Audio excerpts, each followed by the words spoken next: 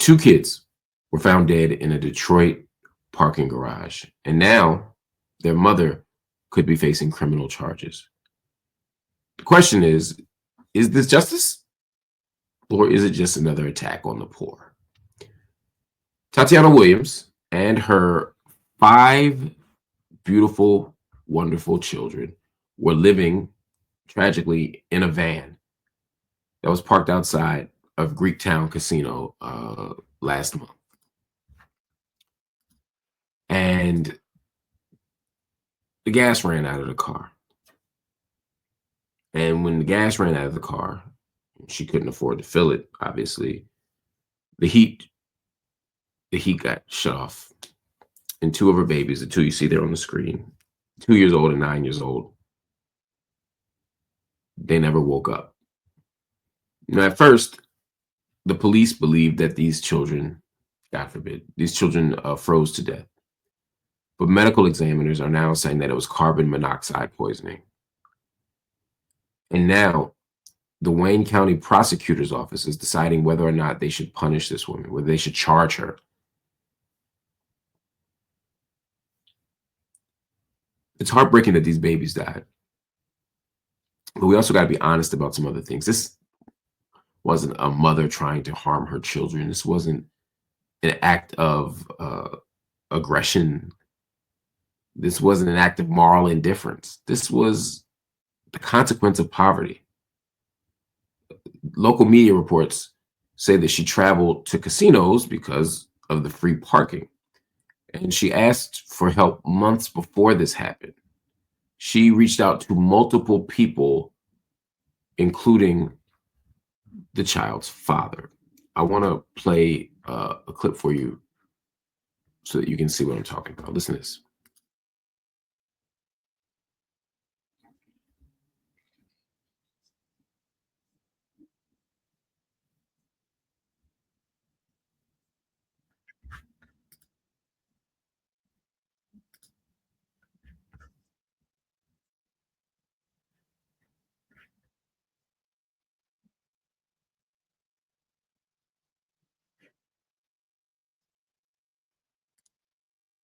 Out asking to. No, she did not. Lord, she said, can I get them? Can I get them just to get them? And can I get them because you're homeless? That's 2 different things. So, no, she did not. So I'm going to make sure I understand what you're saying is she would sometimes ask you to. Yes, she just asked, can I get them for a couple of days? But I told her I'm working and all that, and I'm out here. We're not close to each other, so I couldn't. But she knows all my family is right around the corner from her. Did she reach out to any of your family? No, she did not. And she knows she could have, like we always used to do. We always stayed at my sister's house, or my mama would do something. And they right around the corner from each other.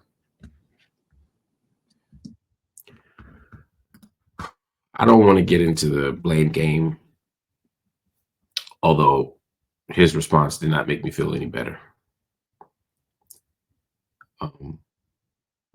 Somebody says, come get your kids. I think you go get your kids. But if someone is saying, I need help, according to her, again, I wasn't there, so I don't know. She says something different. She says that he did ask. She says that she did ask for help and was specific. She's, but, who knows? She said, can you get your kids from me? I need help. I'm homeless. I done kept the room this long. I couldn't keep it no more. That's what she says. She said, again, she tried to keep hotels.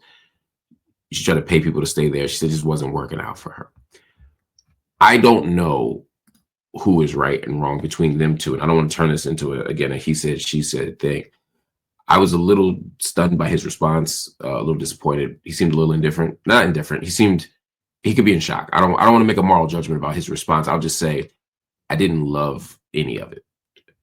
But at the end of the day, this isn't about bad parenting at the core, even if we as parents or as just everyday people would say that we do something different. This is about poverty. This is a story about what happens when you're poor and you're left without a safety net. Again, we can all talk about different choices. I would have done this. I would have done that. We should have did this. We should have did that. I don't know who would be right in that back and forth. I'm not invested in the back and forth. What I'm invested in is the fact that we live in a world where people have to live in a van, where children have nowhere to go. Megay 62 hit the nail on the MFing head. Capitalism killed these children. You're living in a parking lot because you have no place else to be. Anybody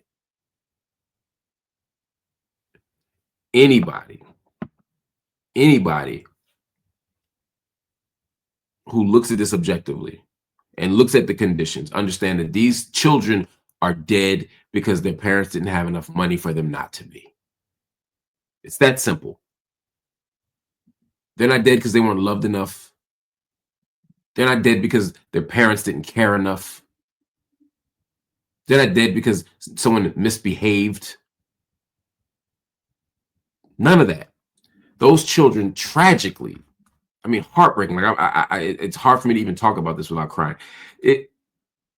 These babies are not alive simply because their parents did not have enough money. This is not something that we can fix individually. This is not something that we can fix case by case. This is a structural issue. This is a structural problem. This is something that can only be repaired. This is something that can only be repaired if we have the social, collective, social will to invest. There should be a shelter for her to go to. There should be a place for them to eat. No one should have to live at this level of indignity. Nobody. Nobody. And yet,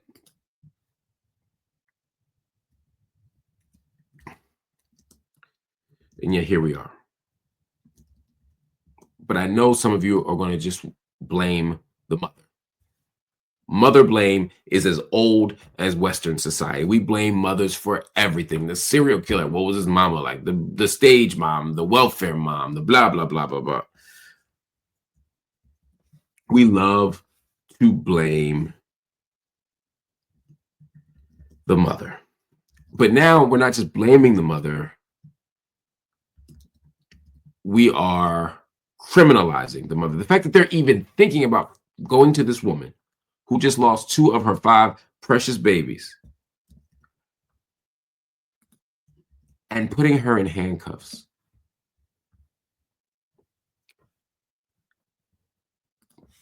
I just don't know how we could justify that. But again, this is what we do. This is what we've always done.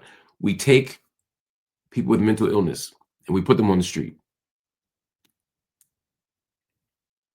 And when they commit crimes of poverty because they're homeless and struggling with mental illness, we lock them up. When they self-medicate through street drugs like crack, we lock them up. We even make more laws to make homelessness illegal. We criminalize poverty. We criminalize poverty. We criminalize poverty. We criminalize homelessness. We criminalize mental illness.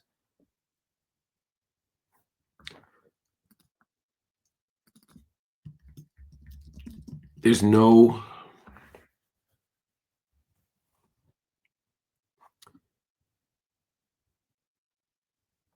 way to live in a capitalist society and not have these outcomes. As the great sociologist Louis Vuitton said, we punish the poor. Please do not lock this woman up. Please do not put this mother in jail.